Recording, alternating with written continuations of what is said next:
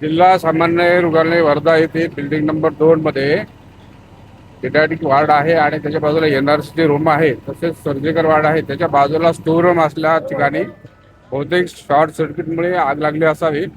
एका रूमला आग लागली होती. आग लागल्याचं लक्षात आल्यास येथील कर्मचारी सिस्टरने आग विझवण्याचा प्रयत्न केला, परंतु आग वाढत असल्यामुळे सर्व रुग्ण नातेवाईक यांना रूम आणि बिल्डिंग खाली करायला लावली आणि बाजूच्या आयसीयू मध्ये रुग्णांना शिफ्ट करण्यात आले. एकंदरीत रुग्ण 10 होते, सर्जरीचे आणि लहान मुलांचे.